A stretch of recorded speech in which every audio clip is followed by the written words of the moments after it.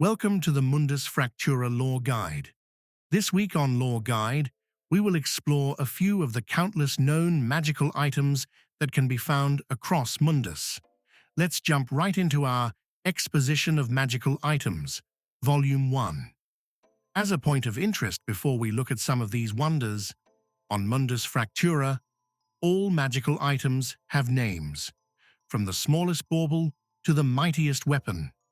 Though items of common or mass fabrication may all have the same name, such as the Box of Dick Moves from episode 36 of Lore Guide.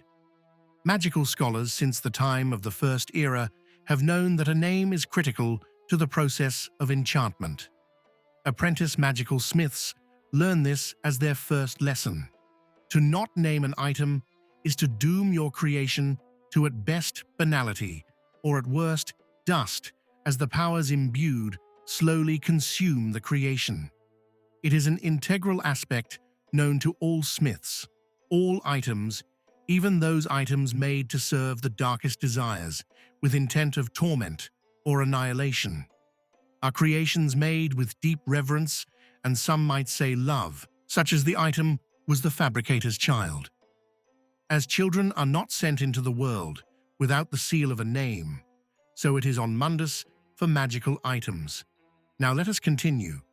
Behold the long sword, Kerbanag, the ever-flame, warfoe, slayer of serpents. Runes black as the void, written in the language of the giants, run down its blade, proclaiming this dark weapon's name for all to see. Unfortunately, nothing is known of this cursed weapon's origins. But what does it do, you may ask? Well, once a user is attuned and familiar with the warfoe, they are cursed till their day of death. It is said that no fire can ever be put out in the presence of the cursed. Fully submerging a torch in water while in the presence of the wielder will not extinguish the flame. The wielder cannot escape this effect even if the weapon is on another plane of existence. Their cursed connection will persist. The wielder is said to be immune to the effects of the divine weave while holding it or having the weapon in their immediate proximity. It is also said that the weapon has a hatred of serpents of all descriptions and will attempt to compel the user to destroy such creatures with reckless abandon on their encounter. The weapon's whereabouts is currently unknown, but it was last seen late in the 14th era in the Grand Bazaar of the city of Deep Isla. We now lay eyes on the great steel shield known as Dingus's Defender. The name is said to be stamped in small letters on the shield's backside. The satyr mage Dingus was contracted sometime in the 13th era by one of her adventuring companions to create for them a shield that would impart unto them a greater resistance to the powers of the weave. Dingus's Defender is currently known to hang in the feast hall of the dwarven lord Milar of the Orc Jaeger clan somewhere in the Green Mountains. Our third and final item for this episode is a plain-looking rapier with a storied history. The sword's name is carved into the pommel, partly in Orcish reading I hate, and partly in Drakari runes reading the name Gary Kaznik. I Hate Gary Kaznik is a somewhat modern creation, forged and enchanted by an Orcish smith known as Clank in the year 30 and one of the common time. The weapon was evidently created due to a feud between Clank and a Drekar known as, you guessed it, Gary Kaznik. The weapon is said to impart a berserker fury on the wielder when in the presence of any Drekar.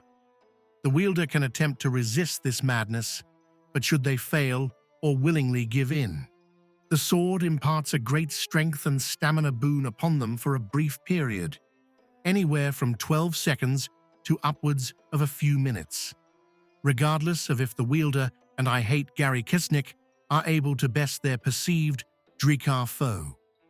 This boon will give way, leaving the wielder exhausted for an equal amount of time as the boon was active. This weapon, made with malicious intent, was clearly a poorly thought-out creation and actually has quite a tragic history.